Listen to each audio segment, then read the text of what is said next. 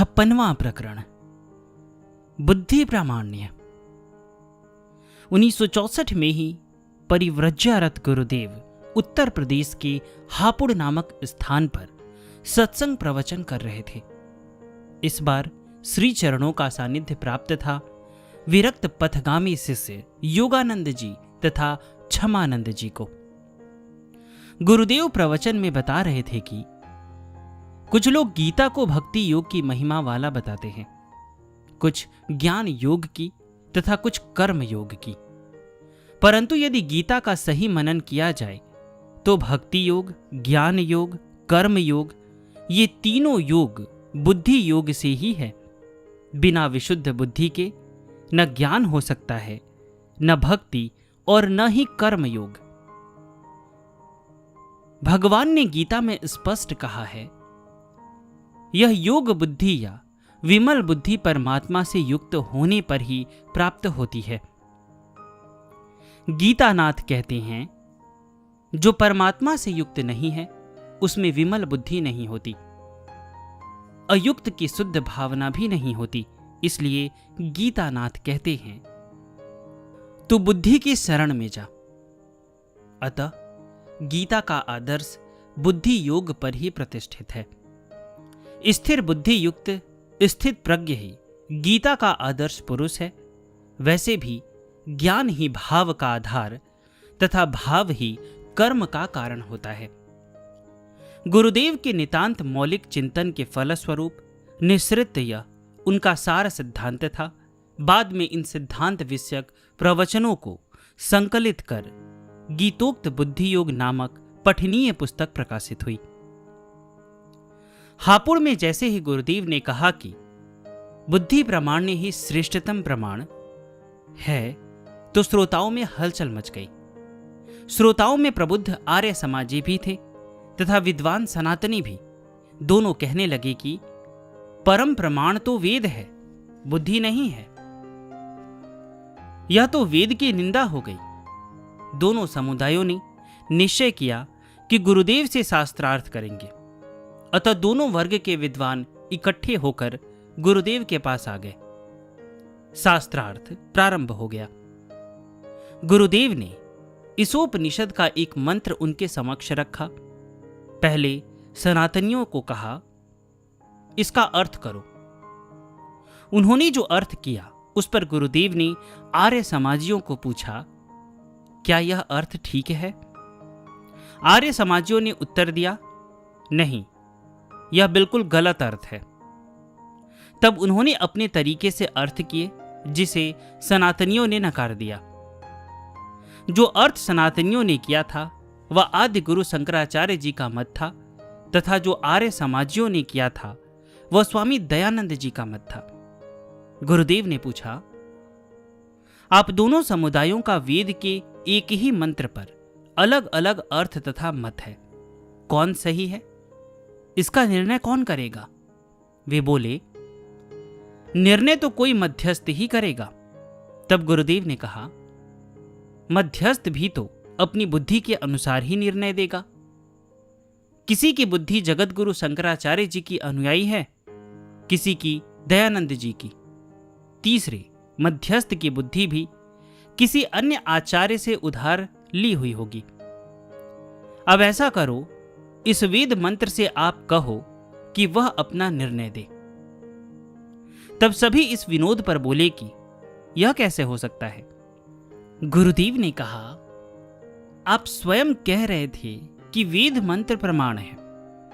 यदि शब्द प्रमाण है तो शब्द तो दोनों ठीक ही कह रहे हो। अर्थ अपनी या अपने आचार्य की बुद्धि के ही अनुसार कह रहे हो। अपने अर्थ को ही प्रमाणित मान रहे हो। अब बताओ कि प्रमाण क्या हुआ? वेद मंत्र प्रमाण है या बुद्धि प्रमाण है? सभी उपस्थित जन समुदाय तालियां बजाने लगा। बुद्धि ही प्रमाण है। एक स्वर से सभी कह उठे। गुरुदेव बोले, आप दोनों समुदायों ने अपने अपने अर्थ किए। अब मैं इस वेद मंत्र का अर्थ करता हूं। वेद मंत्र तुम्हारे अर्थ को भी पुष्ट करता है, इनके भी और मेरे भी। मैं अपने अर्थ की पुष्टि में अनेकों उदाहरण दे सकता हूं। ग्रंथ तो चुप है, बोलने वाला नहीं। कोई भी विद्वान अपनी बुद्धि तथा अनुभूति के अनुसार ही व्याख्या करेगा। जन समाज भी उस विद्वान की व्याख्या को अपनी अपनी बुद्धि तथा समझ के अनुसार ही समझेगा। अतः मंत्र की व्याख्या नहीं, अपितु अपनी अपनी समझ की व्याख्या होती है। गुरुदेव पुनः बोले, यह सत्य है कि वेद मंत्रों में किन्हीं ऋषियों के अनुभूत ज्ञान तथा किन्हीं के अवतरित ज्ञान के मंत्र हैं।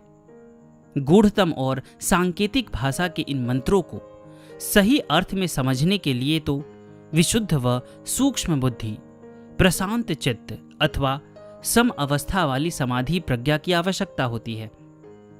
समाधि प्रज्ञा ही सत्य को धारण करने में सक्षम होती है।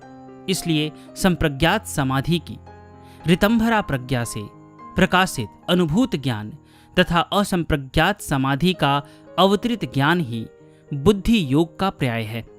इसलिए गीतानाथ प्रभु श्री कृष्ण बुद्धि योग पर जोर देते हुए कहते हैं कि बुद्धि नाश से सर्वस्व विनाश है। जिस अनन्य भक्त पर परमात्मा प्रसन्न होते हैं उसे परम प्रसाद के रूप में बुद्धि योग ही प्रदान करते हैं। भगवान श्री कृष्ण स्वयं कहते हैं, मैं उसको बुद्धि योग प्रदान करता हूं जिसके द्वारा वे मुझे प्राप्त होते हैं। गीता का यही सार है। हापुड़ में प्रवचन देते हुए गुरुदेव ने यह भी कहा, शास्त्र और संत दोनों को समझने के लिए भी बुद्धि होनी जरूरी है। किसी बात को इसलिए नहीं मानना चाहिए कि बात पुरानी है या किसी बड़े व्यक्ति ने कही है अथवा बहुत संख्या में लोग उसे मानते हैं। कौन सी बात किस परिस्थिति में आवश्यक है यह विवेक पर निर्भर करता है। उसी दिन अचानक दो व्यक्ति श्राद्ध करने या न करने पर झगड़ पड़े। दोनों गुरुदेव के पास पहुंचे।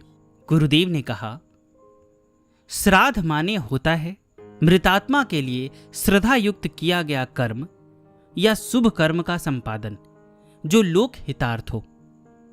श्राद्ध का जो प्रचलित रूप है वह नहीं करना चाहिए। जैसे आजकल यह कहकर कि जो कुछ मृतात्मा खाती थी पीती थी, चाहे वह मांस या शराब ही हो, वही पंडित को दान करे। यह धार्मिक आस्था का दुरुपयोग है। श्राद्ध जिसके लिए किया जाए केवल मात्र वही नहीं, अपितु श्राद्ध करने वाले कर्ता के जीवन में भी सात्विकता आनी चाहिए। पूर्वजों के तेज ज्ञान बल के आवाहन की प्रार्थना निरर्थक नहीं होती। श्रद्धा युक्त सत्पात्र को दिया गया दान भी शुभ फलदायी होता है। क्रिया के पीछे का भाव ही परिणाम देता है।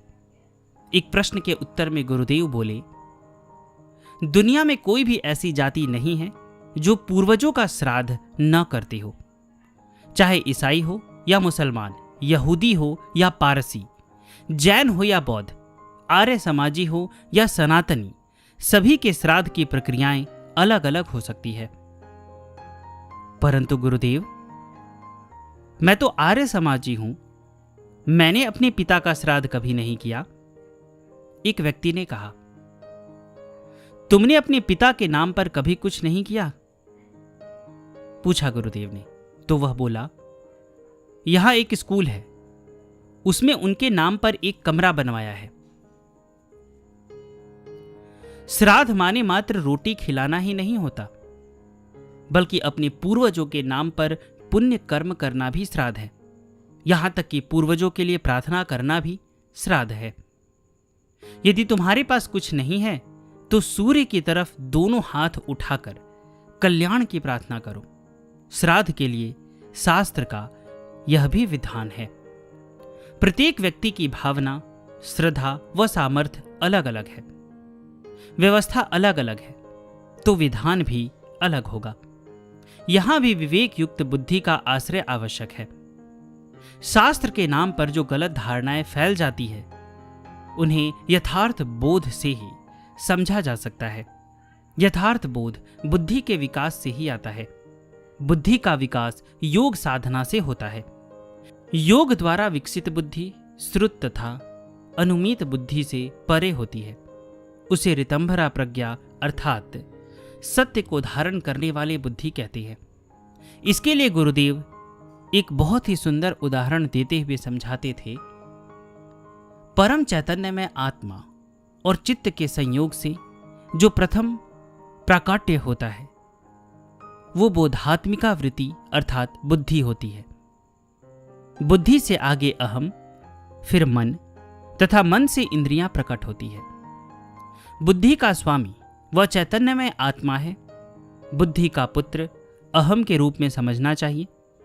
अहम का पुत्र मन और मन से इंद्रियों का समस्त परिवार उत्पन्न हुआ, ऐसा माने तो बुद्धि का पति आत्मा हुआ और उसका पुत्र अहम तथा पौत्र मन और परिवार इंद्रियां हैं।